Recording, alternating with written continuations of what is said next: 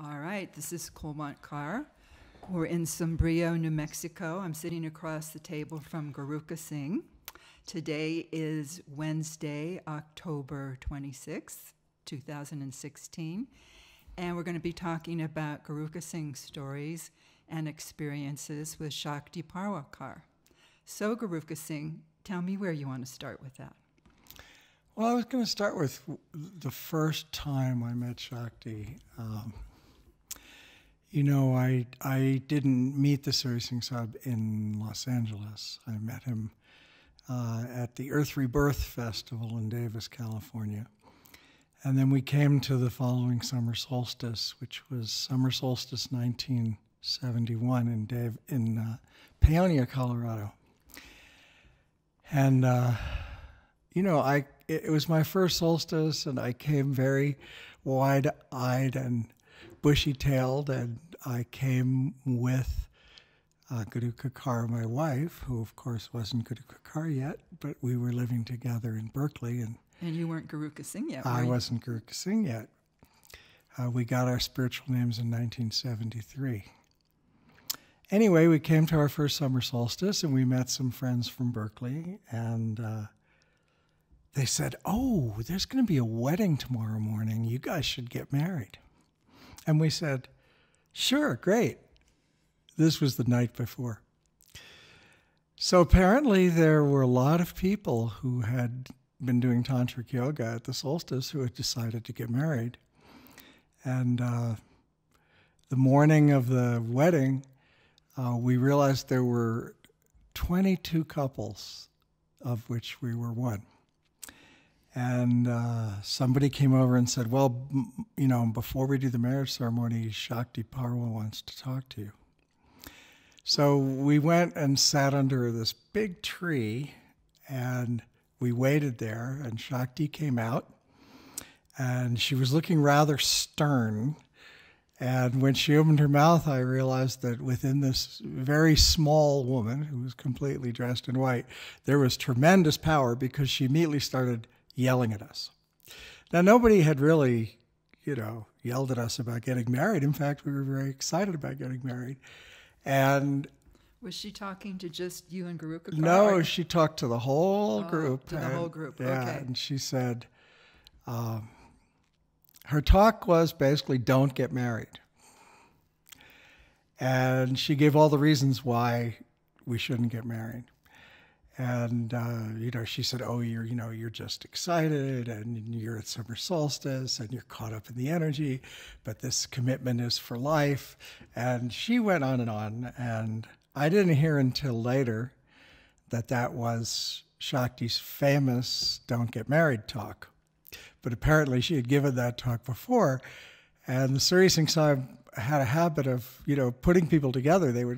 He would say, you marry this person, you marry that person. Of course, Guruka Kaur and I were already together, and so we had to go to him and get approval to get married. And, he looked at us both, and he just held up his hand with his thumb and first finger together and said one word, "Perfect." And we got married. But I never forgot that talk. And I don't think out of those 22 couples, there was any one of them who didn't get married. They all got married despite her, really energetically, as a mother would do, saying, "Think about this, look before you leap." Well, in retrospect, I'm sure there were some karmas to be paid, but it was actually a very wise talk, although we didn't all realize it at the time, because this is our 45th wedding anniversary this year. And out of all the couples who were married that morning, I believe 4 couples are still together. So Shakti understood something that we didn't at the time, and she tried to explain it to us. And, we dutifully listened, but I don't think anyone acted on it. I don't remember anyone walking away from that wedding. Some things you have to learn by experience. Yeah, she was trying to kind of save us from ourselves. So that was your first experience of Shakti? Yeah, that was the first time I'd met her. And I realized at that point that she was a formidable presence. It wasn't until many years later that I actually heard her story and really began to understand who she was. So how did you begin to know who she is and have a closer relationship with her? Well, I guess it was, I don't know how many years ago. It seems to me now, in 2016, that I've been talking to Shakti every week for years and years and years and years. I remember being in LA and seeing her there, and we enjoyed each other's company. And then, we weren't living in LA, and I just started calling her randomly and eventually just to say hi. And I realized that we kind of definitely had a mother and son relationship.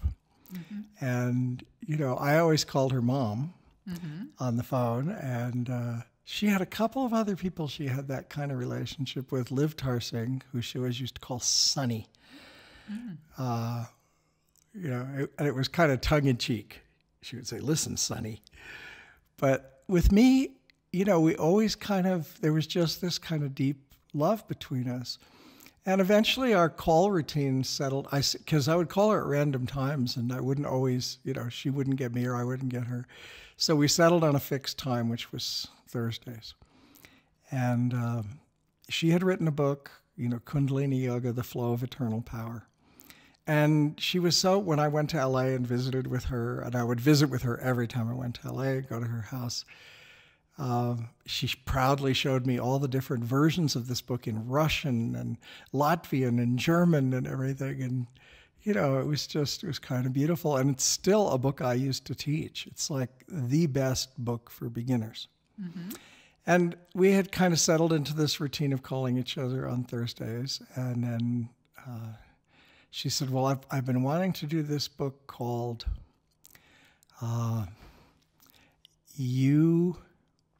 Let's see, what did she call the name of the book? You Break It, You Bought It was the original name of the book that she came up with. And I said, "Well, what's the book about?" And she said, "Well, it's a book about karma." I said, "Okay, great." She said, "Do you want to work on it together?" Well, that's the book that morphed into a quite a different book called Heroes, Saints, and Yogis, a book about people's personal experience of the Guru and coming into Sikh Dharma and into this lifestyle. And the beauty of the book was it's not a kind of a textbook about, how Sikhs live or anything. It's a collection of personal stories woven together by a narrative that we wrote. So we gathered all these interviews from people and they're really engaging stories because each one is personal. So the way we would work together is she would kind of rough draft something and email it to me, and then I would add whatever I was writing and do some modification. Now, the problem with Shakti is that she's a grammarian, and, there's definitely a bit of the school teacher in her. And so she never, and there was no end to revisions, because I would send her back my version, and then she would go through and she would, add stuff and delete stuff and send it back to me. And then I would proof that and add my stuff and send it back to her. And I realized at a certain point after things had gone back 8 or 9 times that this process wasn't going to end. So I stopped sending the chapters back to her because I realized that she compulsively edited them and couldn't stop herself. But, how do you know when you're done? Well, when you send something to Shakti and she starts putting in semicolons, okay, that's done. So how did the book ever get finished? Well, I just, we would go through kind of one review cycle where I would send her something and she would edit it, and it would come back to me and I would edit it, or vice versa. And that's the way we put all the pieces together. And then finally I edited all that into one manuscript, and we collected photos and added them. And I think, I don't remember who did the layout on the book, but anyway, we got the manuscript laid out and it was published. The revisions did finally end at some point. Well, they ended because I stopped sending drafts back to her, because she would never say to me, "That's great." She would always add additional comments or an additional sentence or some punctuation or something like that. So I realized if we were ever going to finish the book, I had to stop sending it back to her each time for her approval. So. And you and Shakti have collaborated on more than one book, right? That's the only book that's been published. The other book is kind of a fascinating story too, which is that she decided at some point she wanted to write her memoirs. And the way that started is by me sitting in her house in Los Angeles and her telling me stories. And she's a wonderful raconteur. And, you know, she remembered all these minute details from when she was growing up, you know, in Minnesota, I think is where she grew up. I mean, of her early childhood and incidents she had, you know, with her family. And so, you know, I began writing stuff down. She began writing stuff down. And we started forming the chapters of the memoirs. Now, the problem is that she was not chronological at all. So she would recall something, you know, from the 1940s, and then she would recall something from the 1950s, and putting all these pieces in some kind. So we decided at a certain point that this memoir wouldn't be chronological, that it would be based on phases of her life. So, you know, there was kind of growing up, you know, with my brothers and sisters, and then there was, you know, my travels around the world and my first car and all this. And so we would collect the pieces and put them together, you know, and I couldn't always assign dates to what she was telling me, and she couldn't either. So sometimes I would find some photos and things. I remember going over to her house, and she pulled out a bunch of old photo albums and boxes of loose paper photos. And, you know, we went through them and picked out ones that we thought would be good for the memoirs. And at that time, now I scan everything on my cell phone. It only takes a sec. But at that time, we basically set aside a box. She mailed it to me in New Mexico. I put everything through the scanner. And then we went through them and got as much information about each photo as we could. And I wrote down notes. And that was the photos for the memoirs. So the memoirs, again, never got finished because it kind of petered out, which is at some point she stopped kind of relating to email. And so she used to be, you know, she's such a communicator because she's a Gemini. So she loved email. And we used to email each other back and forth, all kinds of things, jokes and puns and stories and book things and all kinds of things. And then she kind of stopped using email, and where the memoirs ended, and really they're all written. They just haven't gone through a final edit and assembly. It's quite a voluminous amount of material. Where it ended up was she said, well, I need it on paper. So she sent me like one of those boxes that a ream of paper comes in, you know, like full of. Because everything I had emailed her, she printed it all out. And then she wrote on the paper, like hundreds of pages, single-sided, with a pen, in handwriting that I could read sometimes and couldn't read other times. She put it in the box and mailed it back to me. And then I had to go through and put all those revisions in. And then she wanted me to print out all of that with the revisions in and send it back to her. And at a certain point, I just said, I can't do this on paper anymore. It's like way too time consuming. I'm too busy. So I think what happened was the last paper revision that was, you know, with her handwritten annotations went to somebody else who was going to handle getting the project done. I don't even remember who it was, but.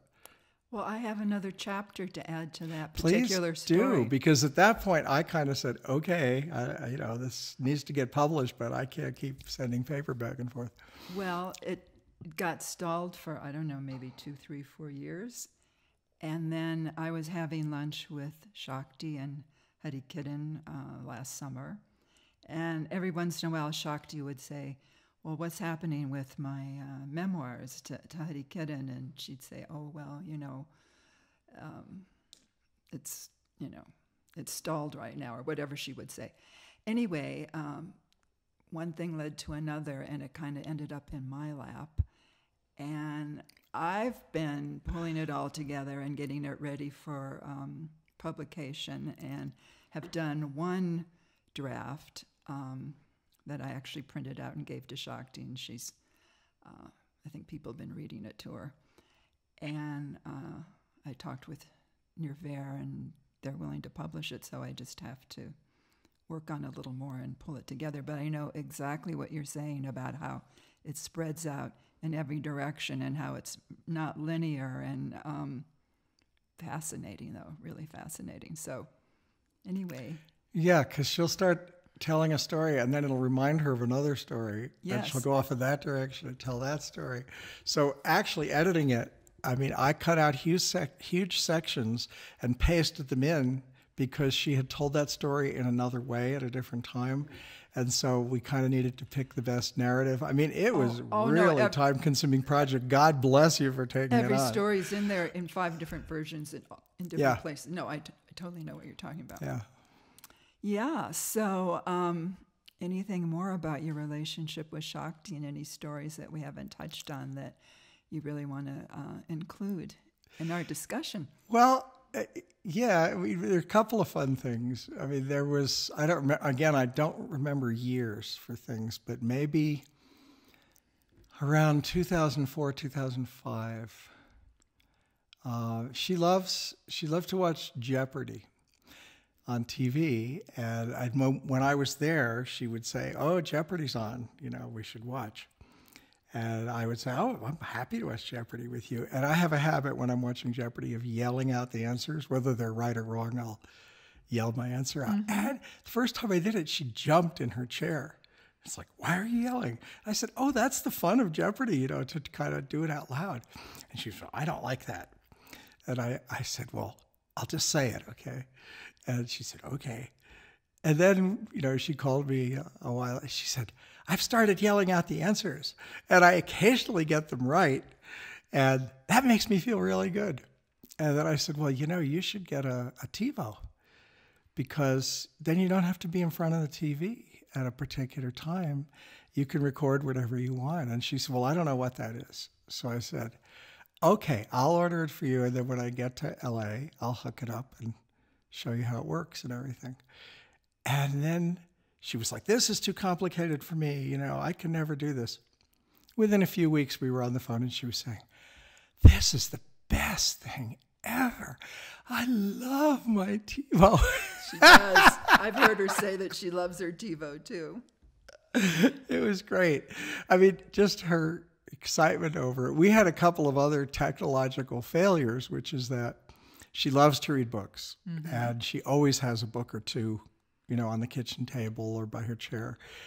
And we would always talk about books, and she would tell me what she was reading within Jack Reacher, adventures or whatever she was reading. And she read a lot of books about English language and grammar, and she liked spy thrillers and mysteries and biographical books. And I said to her, you should get a Kindle, because it's light and you don't have to she had this thing to hold the page open so she could put it on the table and everything. I said, "You don't have to deal with any of that. If you fall asleep when you're reading, it'll remember your page and everything." So we got her a Kindle. I got her a Kindle as a gift.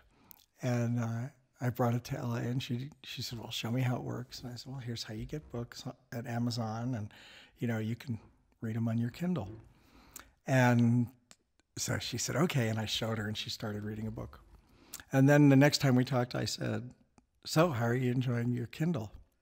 And she said, it's on my kitchen table." And I said, "That's not what I asked you." She said, "Well, I really like paper." So that was kind of a tech failure there with her Kindle. Well, it's kind of like what happened with you and she in the memoirs. It got to a stage where she wanted to work with paper and you wanted to work digitally. So it's kind of the same thing. I'm a no paper person. Yeah. I'm a paperless person. And, I understand. the tactile thing about paper and being able to hold it in your hand and all of that, and the smell of books and everything. I mean, I love books, and electronic stuff hasn't happened till recently.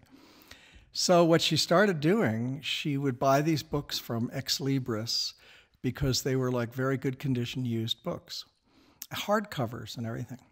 And she was a pretty, she read a lot of books. So I would come home to my house here in New Mexico and find a giant cardboard box in the front door, and it was all the books she'd finished reading. And she wanted to share with you. Yes, and it was so loving, that she had, thought, oh, you'll love this book and everything. And then we'd get on the phone and she'd say, oh, did you get the books I sent? And I went, oh, yeah. And then she would tell me about the books and everything. And I would read her the title. She would tell me about that book. And of course, I don't really read paper books unless I can't get it electronically. I read ebooks.